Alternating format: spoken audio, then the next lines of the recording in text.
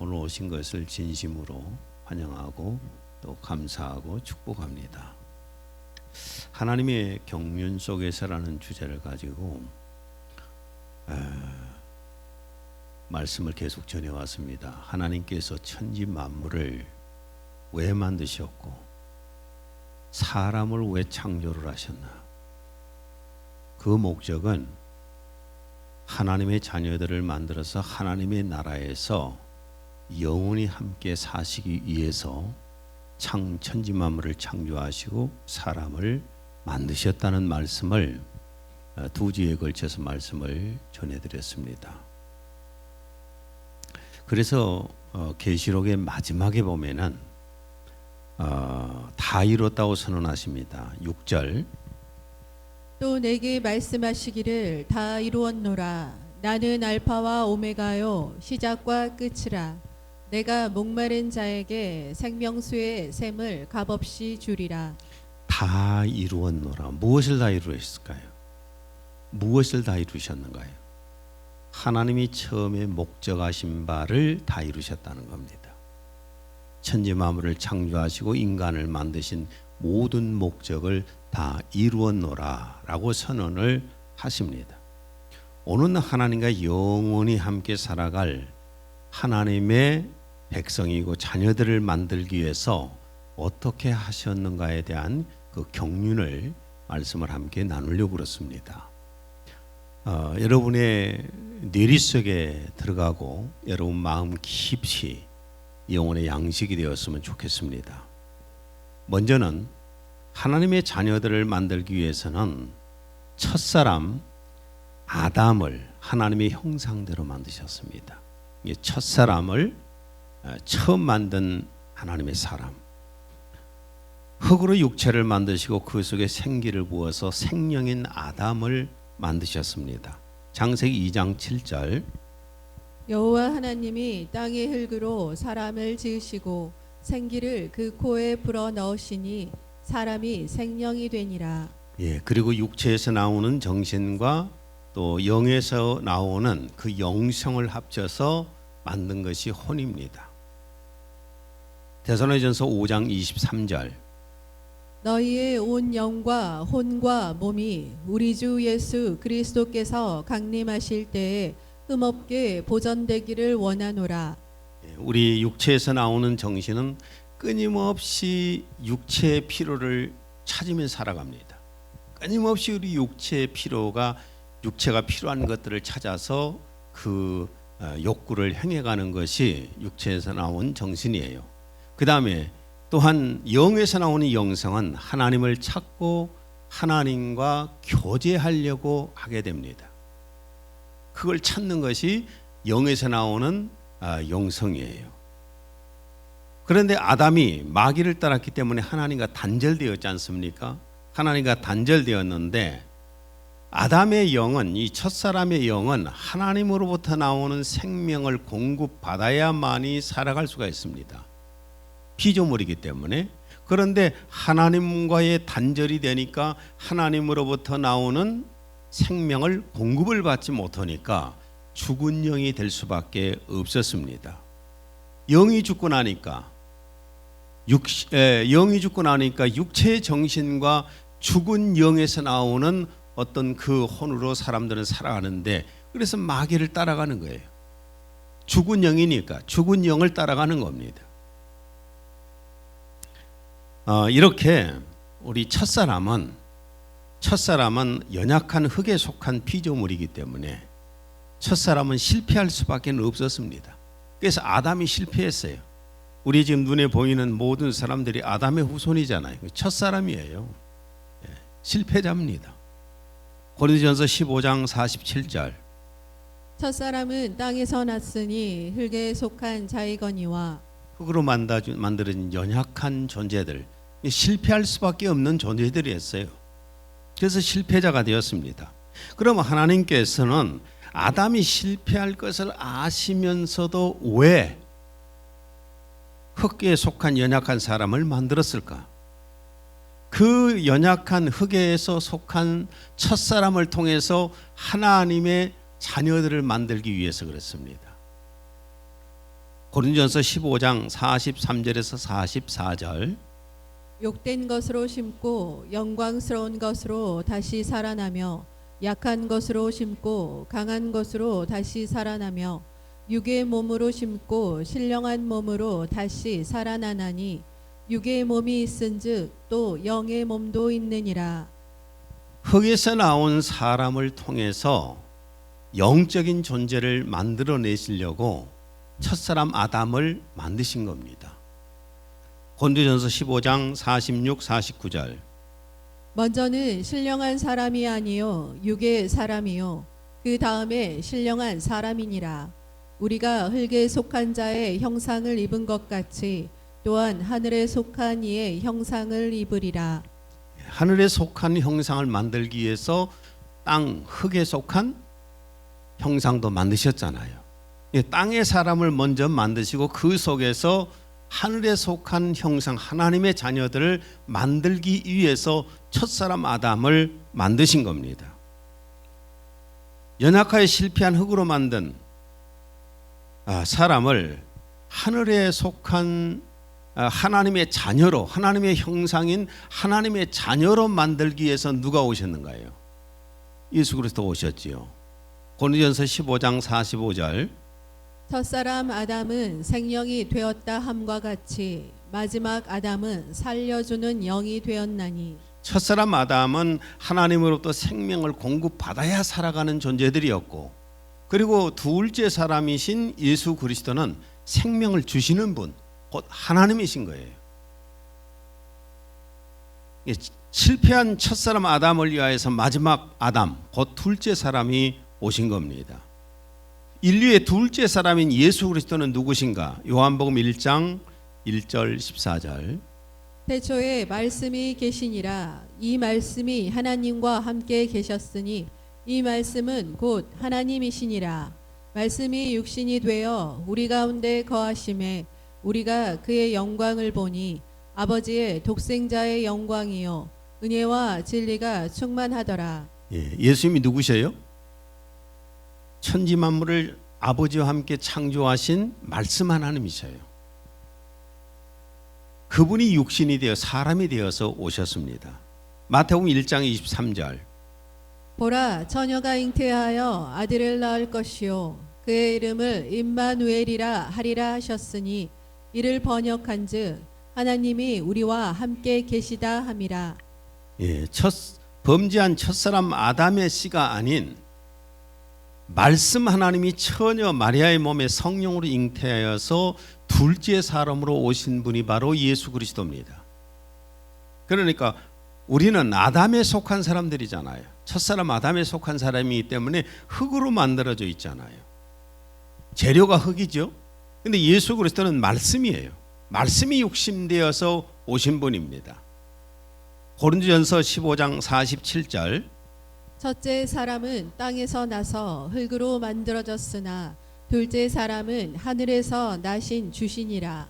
첫째 사람 아담은 땅에서 나서 흙으로 만들어졌지만 둘째 사람은 하늘에서 나신 분이라. 이 땅의 사람이 아니었다 그 말이죠.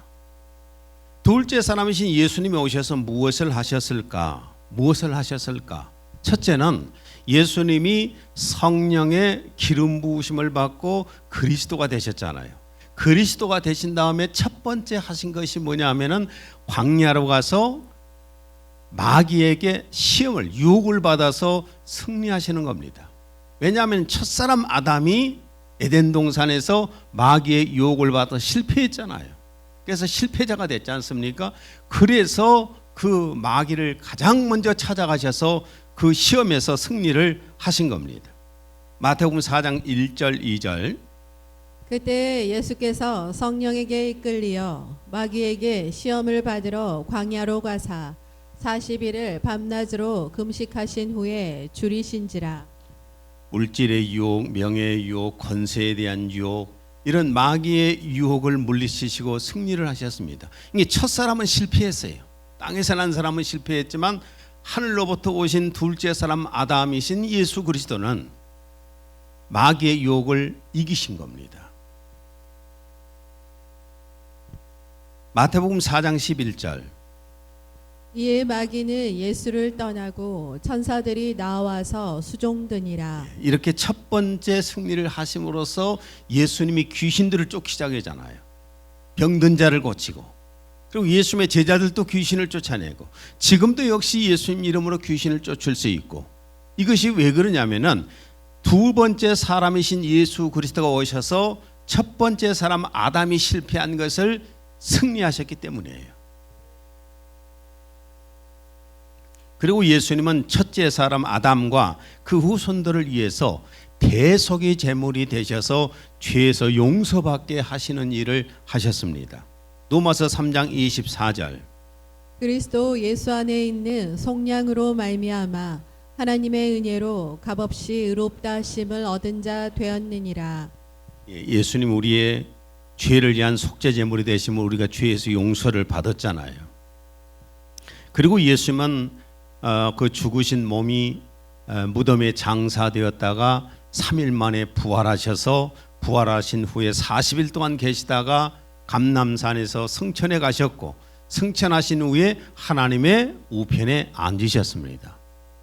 제가 지금 오늘 지금 3주째 이렇게 하나님의 경륜에 대해서 말씀을 전하는데, 이 말씀은 여러분이 평생 동안 예수님 믿고 들으셨던 설교를 함축해서 여러분에게 지금 전달하는 겁니다. 여러분이 지금 말씀을 받지 않으면 더 안전할 겁니다. 그러니까 오늘 잘 들으셔야 돼요. 그럼 예수님께서 부활하고 승천하신 후에 누구를 보내셨는가요? 보혜사 성령님을 보내셨지요. 사도행전 2장 1절에서 2절. 그 오순절 날이 되자 그들이 다 하나가 되어 한 장소에 모였는데 갑자기 하늘에서 거친 강풍 같은 소리가 나더니 그들이 앉아 있는 온 집안을 가득 채우더라.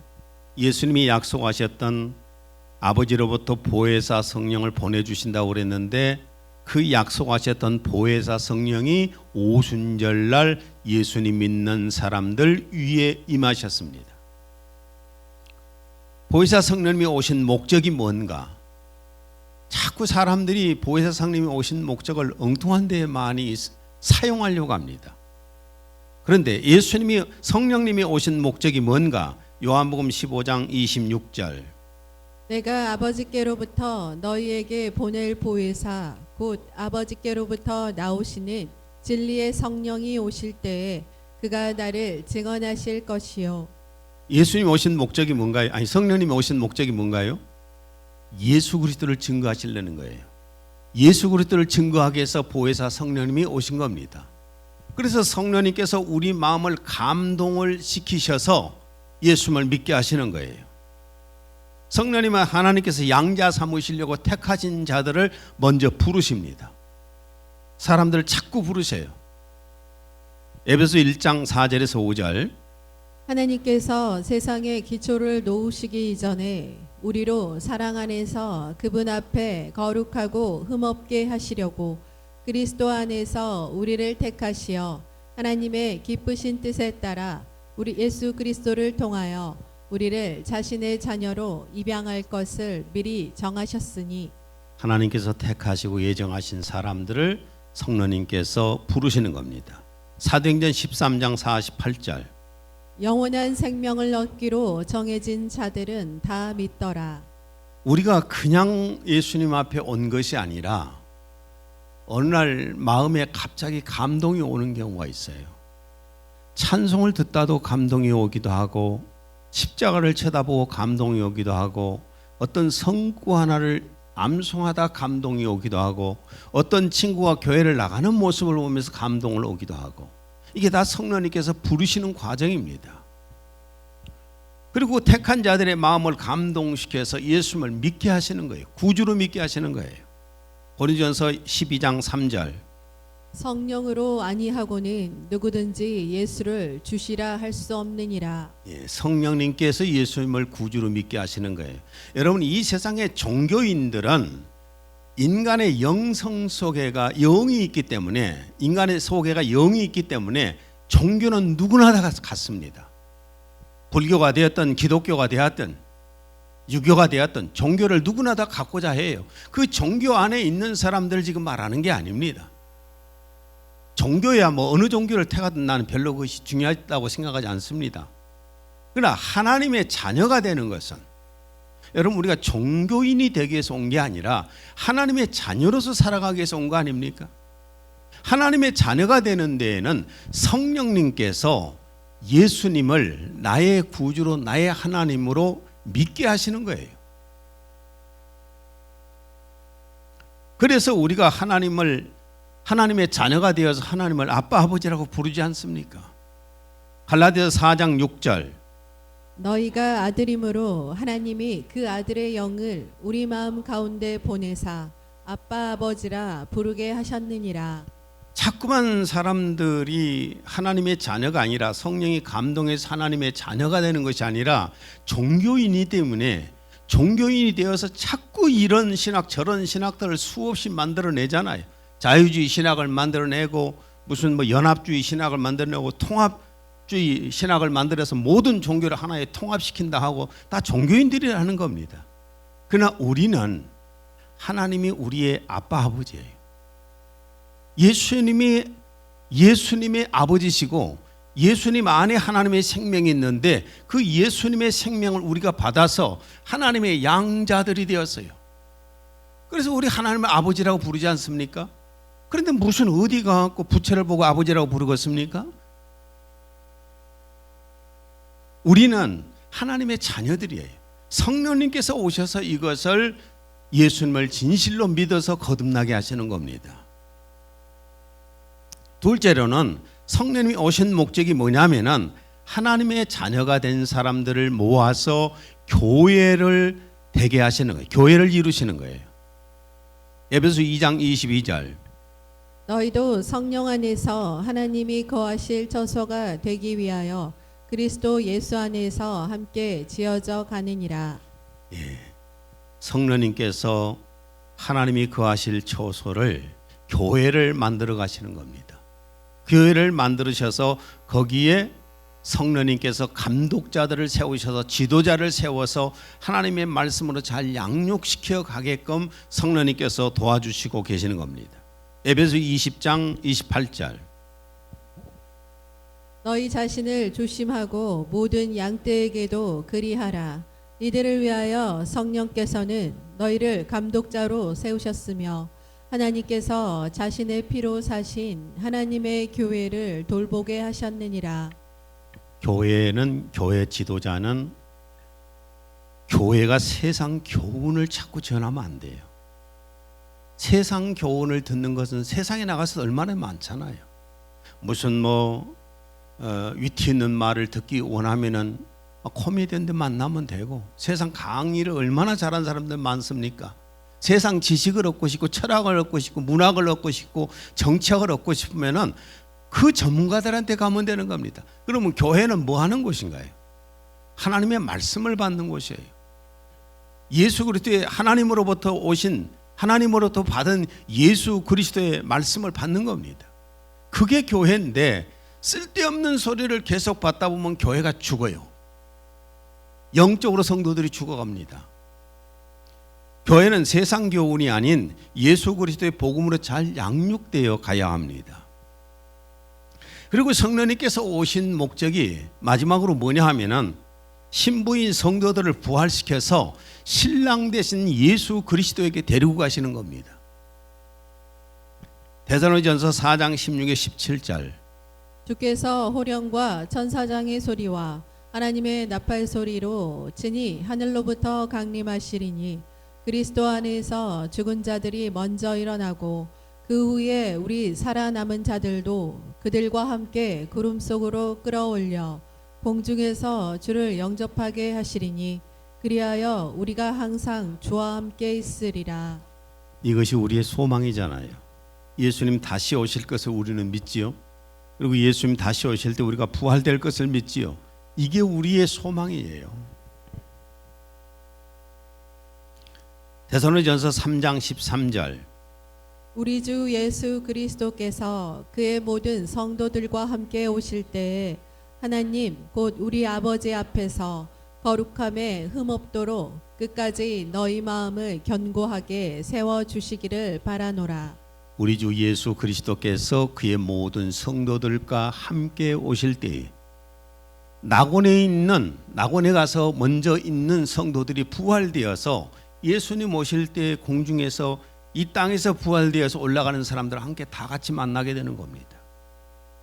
이게 우리의 소망이에요. 성도가 부활되어 간 후에는 이 세상에는 무서운 대환란이 있습니다. 정말 무시무시한 끔찍한 대환란이 성경에는 있다고 선언하고 있습니다. 계시록 16장 2절. 첫째 천사가 성소에서 나와 대접에 든 것을 땅 위에 쏟았습니다. 그러자 짐승의 표를 받고 그의 우상에게 경배한 자들에게 무섭고 독한 종기가 생겨났습니다. 짐승의 표, 666표를 받고 짐승의 우상에게 절하는 자들, 경배하는 자들을, 그러니까 짐승의 표 666표를 받은 자들에게는 부작용이 일어나기 시작한다고 말해요. 부작용이 일어나서 온몸에 악하고 독한 종기가 일어나서 엄청난 고통을 받게 된다는 겁니다. 이건 제가 만들어낸 얘기가 아니잖아요. 예수님이 직접 계시해 주신 내용이잖아요. 계시록 16장 3절에서 8절. 둘째 천사가 대접에 든 것을 바다에 쏟았습니다. 그러자 바닷물이 죽은 사람의 피같이 되어 바다에 사는 모든 생물이 죽어버렸습니다. 셋째 천사가 대접에 든 것을 강과 샘에 쏟았습니다. 그러자 강물과 샘물이 피로 변해버렸습니다. 넷째 천사가 대접에 든 것을 태양에 쏟았습니다. 그러자 태양은 모든 사람을 태워버릴 수 있는 권한을 받았습니다. 지금 계속 그 전조가 일어나고 있잖아요. 바다의 생물들이 죽어가지요. 바다의 생물들이 지금 고갈되어 가기 시작합니다. 그 다음에 여러분 수원지라든지 강물들이 오염되어서 먹을 수 없게 돼요. 뭐 저 어렸을 때만 해도 그냥 냇가에 가서 물 마셨거든요. 요즘 어떻게 그렇게 마실 수 있습니까? 점점점 심하게 오염되어 가고 태양의 열기가 점점 뜨거워진다는 겁니다. 지금 전조 증상들이 일어나고 있어요. 계시록 16장 12절 14절. 여섯째 천사가 대접에 든 것을 큰 강 유브라데 위에 쏟았습니다. 그러자 강물이 다 말라버려 동쪽의 왕들은 쉽사리 군대를 이끌고 서쪽으로 공격해 올 수 있는 길이 생겼습니다. 나는 또 용과 짐승과 거짓 예언자의 입에서 개구리처럼 생긴 더러운 영 셋이 튀어나오는 것을 보았습니다. 기적을 행할 수 있는 이 더러운 영들은 전 세계의 통치자들을 모아놓고 닥쳐올 전능하신 하나님의 큰 심판날에 대비해서 한 덩어리가 되어 주님을 대항하여 싸우고자 충동질하였습니다. 이게 지금 아마겟돈, 마지막 전쟁인 아마겟돈 전쟁을 말씀하시는 건데, 사람들을 용의 마귀요, 사탄의 입에서와 적그리스도 짐승의 입에서와 거짓 선자의 입에서 더러운 귀신 같은 것들이 나와가지고 사람들을 불러 모은다는 겁니다. 어디로 불러 모으냐? 아마겟돈으로 불러 모은다는 겁니다. 마지막 전쟁을 위해서. 그런데 유브라테스 강이 마른다고 그랬죠. 이 유프라테스 강이 지금 말랐습니다. 유프라테스 강, 그 긴 강이 지금 말랐어요. 아마겟돈 전쟁이 마지막에 있다고 성경은 예언하는데 지금 계속해서 전쟁의 전조들이 보이고 있잖아요. 계시록 16장 17절에서 21절. 일곱째 천사가 대접에 든 것을 공중에 쏟았습니다. 그때 번개가 치고 천둥이 울리며 인류 역사상 일찍이 없었던 가장 큰 지진이 일어났습니다. 큰 도시 바벨론은 세 조각이 나고 세계 각처에 있는 도시들이 파괴되어 폐허가 되었습니다. 그리하여 섬들은 다 사라지고 산들은 평지가 되어 버렸습니다. 또 무게가 약 45kg이나 나가는 우박이 마구 쏟아져 땅 위에 있는 사람들에게 엄청난 피해를 주었습니다. 지구의 역사상 가장 큰 대지진이 일어난다는 겁니다. 물론 지금 2000년대 이전에는, 여러분 21세기 이전에는 그렇게까지 심하게 지진이 없었지만 얼마나 지진의 빈도가 높아져 가고 있습니까? 여기저기서 지금 일어나는 이 지진들 보세요. 일본 같은 나라는 지금 초비상 상태잖아요. 9.0 이상의 지진이 올 수도 있다고, 난카이 해변 쪽에 이렇게 올 수도 있다고 해서 두려움에 떱니다. 그 지진이 많이 일어나게 되면은, 생기게 되면은 약 30만 명이 죽는다는 지금 말들이 나오고 있어요. 지진의 두려움 속에 떨고 있잖아요. 그런데 이 마지막 지진은 어떤 정도 대지진이냐면은 노마시가 그냥 세 갈래로 갈라지고 전 세계에 있는 도시들이 세 갈래로 막 갈라지면서 모든 건물들이 주저앉고 산이 주저앉아 버리고 섬들이 육지로 가서 붙어버리고 없어져 버리고, 이 정도 큰 지진이에요. 그리고 우박이 어느 정도 큰 것이 떨어지냐면은 45kg. 세계 어떤 구석구석에서 뭐 탁구공만한 거, 뭐 아이들 머리통만한 거, 이런 우박이 떨어졌다고 뭐 차가 부서지고 난리가 났잖아요. 그건 아무것도 아니잖아요. 여러분 45kg가 위에서 떨어져 보세요. 이 건물 그냥 박살나고 뚫고 들어와요. 이런 재난을 성경에는 분명히 예고되어 있습니다. 설교자들은 물론 이걸 피하려고 그래요. 자꾸 이런 공포 조성을 하게 되면 성도들이 싫어하니까. 근데 자 보세요. 알 것은 알아야 되잖아요. 병원에 가는 것이 싫지요. 자, 배가 계속 아파요. 병원에 가기 싫어. 왜 싫은 줄 아세요? 큰 병이라 할까 봐 두려워요. 안 듣고 싶어. 그냥 소화제나 좀 먹고 말고 보고 싶어. 마사지나 좀 하고 말고 싶어. 근데 큰 병이면 어떡할 거예요? 계속해서 일어나고 있는 재앙들을 보세요. 지금 계속 전조 증세예요. 이게 마지막에 가면은 어마어마한 재난이 일어난다고 성경은 예언합니다. 성도들이 부활되어서 간 후에, 그러면 마지막으로 신령한 몸으로 부활한 성도들은 어디서 살아갈까? 새하늘과 새 땅에 있는 하나님의 도성인 새 예루살렘에서 산다고 성경은 말씀합니다. 2절. 또 내가 봄에 거룩한 성 새 예루살렘이 하나님께로부터 하늘에서 내려오니 그 준비한 것이 신부가 남편을 위하여 단장한 것 같더라. 새 예루살렘은 결혼할 때 신부가 단장한 것처럼 아름다웠다고 했습니다. 자, 이 새 예루살렘에 대해서는 여러분 장차 가서 살아야 할 곳입니까? 여러분 가서 장차 살 곳이라고 생각하세요? 그런다면 머릿속에 완전히 이것을 암송해서 외우세요. 장차 내가 살아야 할 집이잖아요. 내가 새 아파트 하나 입주하기로 해놓으세요. 예약을 해놔봤어요. 얼마나 보고 싶어요. 날마다 가고 싶잖아요. 장차 우리가 내가 부활되어서 주님 앞에 가서 주님의 나라에 살아야 할 집이 새 예루살렘 성이에요. 이것을 하나님께서 말씀해 주시는 겁니다. 예수님이 직접 보여주신 거잖아요. 새 예루살렘 성은 하나님의 영광이 가득하였습니다. 10절에 11절. 하나님께로부터 하늘에서 내려오는 거룩한 성 예루살렘을 보이니 하나님의 영광이 있어 그 성의 빛이 지극히 귀한 보석 같고 벽옥과 수정같이 막더라. 예루살렘 성 안에는 수많은 보석들이 있는데 거기에 하나님의 영광이 예수님을 통해서 비추니까 온 성 안이 영광으로 가득하더라. 장차 우리가 살아갈 집이라는 겁니다. 그 다음에 새 예루살렘 성의 벽은 어떻게 생겼는가? 12절. 크고 높은 성곽이 있고 12문이 있는데 문에 12천사가 있고. 자, 예루살렘 성에는 문이 몇 개예요? 12문이 있어요.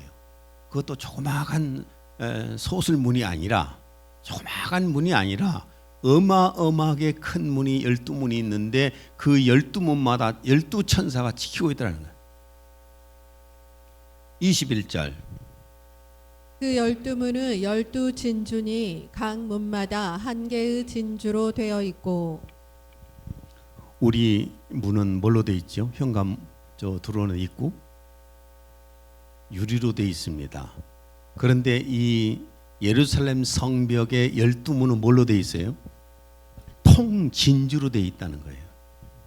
통진주로. 보통 근데 진주 통진주라고 해도 진주를 본 적이 없어서 그런지 놀라지도 않아요. 얼마나 크겠어요. 새 예루살렘 성의 규모와 성 안에 대해서 한번 말씀을 볼게요. 16절. 그 성은 네모가 반듯하여 길이와 너비가 같은지라 그 갈대자로 그 성을 측량하니 12,000 스타디온이요 길이와 너비와 높이가 같더라. 이 예루살렘 성은 규모가 정사각형이에요.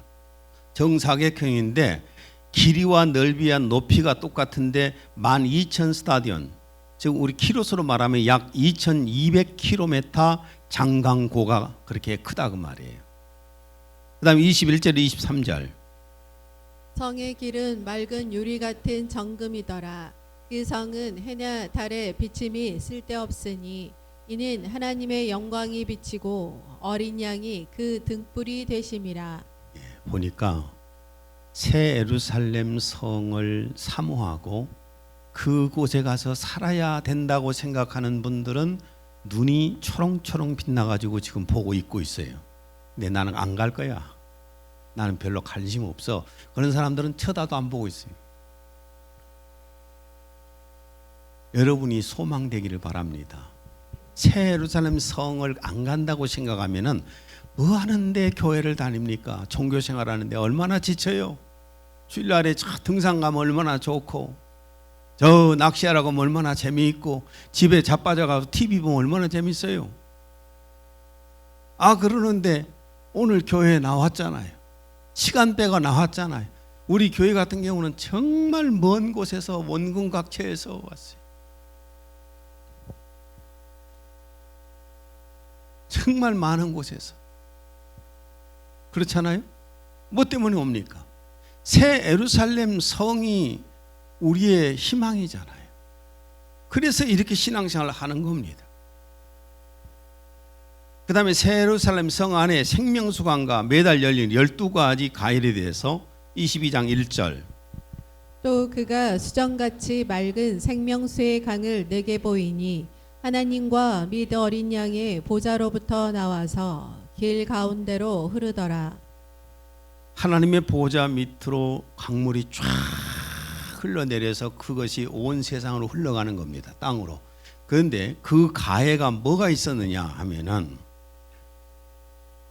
열매가 열렸는데 매달 열매가 열려요. 그것도 몇 가지? 12가지 과일이 열립니다. 제가 지금 한 나무에서 종류가 다른 과일들이 열리게 해보려고 열심히 내가 젖붙임을 하는데 실패를 계속하고 있어요. 근데 여기는 12가지 과일이 매달마다 열린다는 거예요. 막 따먹어도 돼요. 아마 돈 안 줘도 돼.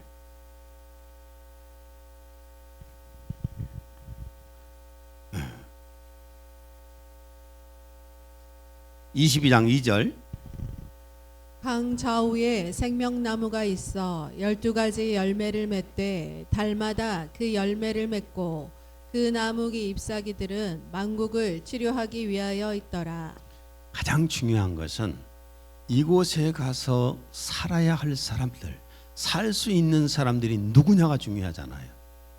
아무리 신도시가 만들어져도 나 거기에 가서 살 일이 없으면 관심 없어요. 근데 내가 가서 살아야 된다면 관심을 갖잖아요. 새 예루살렘이 아무리 이렇게 좋고 또 좋아도 내가 가서 살아야 할 곳이 아니라면 나하고 무슨 상관입니까? 그럼 누가 가서 사는가, 이게 가장 중요하거든요. 3절과 4절.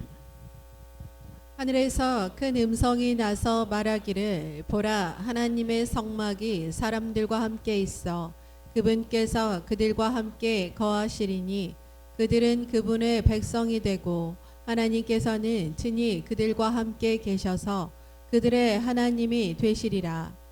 하나님께서 그들의 눈에서 모든 눈물을 닦아내시며 다시는 사망이나 슬픔이나 울부짖음이 없고 고통 또한 없으리니 이는 이전 것들은 다 사라져 버렸음이라. 거기는 죽음도 없고 아픔도 없고 질병도 없어요. 싸움도 없습니다. 슬픔도 없어요. 그것이 새 예루살렘 성에서 하나님 아버지와 함께 사는 곳입니다. 7절 이기는 자는 모든 것을 상속받으리니 나는 그에게 하나님이 될 것이요 그는 나에게 아들이 되리라. 하나님의 자녀가 되어서 나고자가 되지 않는 이상 그곳에 가서 하나님은 아버지가 되시고 우리는 하나님의 자녀가 된다는 겁니다. 나는 이런 구절을 볼 때 감격스러워요. 내가 장차 가서 살아야 할 곳이구나. 나는 그 기도하면서 늘 이런 기도합니다. 저에게 내세의 약속을 주신 것 감사합니다. 새 예루살렘이 있다는 것이 너무 감사합니다. 이 기도를 하면 이 땅에서 아무것도 별로 부러운 것이 없어져요. 그리고 성도 개인 하늘의 유업은 이 땅에서 삶에 따라서 달라집니다. 정부의 오락가락 부동산 정책으로 말미암아서 젊은 세대가 막 집 장만을 하겠다고 아파트 장만한다고 해서 영끌 대출을 했잖아요. 영혼까지 끌어모으는 대출을 해가지고 투자를 해서 아파트를 사고 그랬지 않습니까? 그런데 유례없는 빠른 속도의 금리가 막 인상이 돼가지고 한 달에 내는 이 이자가 어마어마하게 내게 되니까 이걸 감당을 못하는 거예요. 그래서 고금리 대출로 청년들이 뭐 연애 포기, 결혼 포기, 출산 포기 3포 세대라고 그러잖아요. 그래서 아기도 안 나요 요즘은. 여기다가 신용 불량자가 되어서 희생이 되어서 자살하는 사람들도 많이 있지 않습니까? 여러분 세상에서는 완전한 투자도 없습니다. 세상에다가 여러분 많이 모아놔도 그 영원하지 않아요. 늘 불안합니다. 잘못되게 되면 내 인생까지 망합니다. 그러나 내가 주님을 위하여서 일하는 것은 절대로 없어지지 않습니다. 절대로 없어지지 않아요.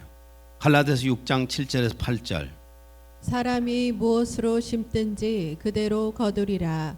자기의 육체를 위하여 심는 자는 육체로부터 썩어질 것을 거두고 성령을 위하여 심는 자는 성령으로부터 영생을 거두리라. 내 육체를 위해서 아까 말씀드렸잖아요. 육체에서는 육체의 정신이 나온다겠지요. 그래서 육체의 정신은 육체적 삶을 위해서 살아갑니다. 돈을 많이 벌고 건강하고 잘 먹고 잘 살고 출세하고 권력 잡고 이것이 육체로부터 나온 정신이에요. 그러나 성령으로부터 내 영의 생명을 받고 나면 내 영 속에서는 하나님을 위한 삶이 자꾸만 살고 싶어진 마음이 들어와요. 나는 이걸 너무 감사드립니다. 내가 40여 년 동안 이렇게 살아온 것을 너무 감사드립니다. 마지막으로 고린도후서 4장 18절 우리가 바라보는 것은 보이는 것들이 아니요 보이지 않는 것들이라. 이는 보이는 것들은 잠깐뿐이지만 보이지 않는 것들은 영원하기 때문이라. 보이는 것이 영원할 것처럼 느껴지지요. 보이는 건 영원하지 않습니다. 보이는 것 잠시 잠깐이에요. 잠시 잠깐 내 눈앞에 있다가 사라져 버립니다. 우리가 바라는 것은 보이는 것이 아니라 보이지 않는 것입니다. 영적인 세계입니다. 장차 우리 주 예수 그리스도가 오셔서 내가 부활되어서 주님 앞에 갈 것이고 아버지의 나라에 가서 내가 유업을 받을 것만이 영원한 것입니다.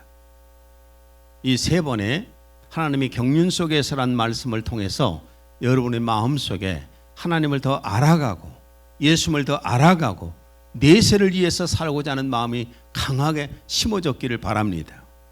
하나님 아버지, 오늘 또 말씀을 함께 나눴습니다. 이렇게 우리에게 내세가 있는 걸 감사합니다. 인생을 무엇을 위해서 투자하고 무엇을 위해서 살아야 될지를 알게 해주신 것 감사합니다.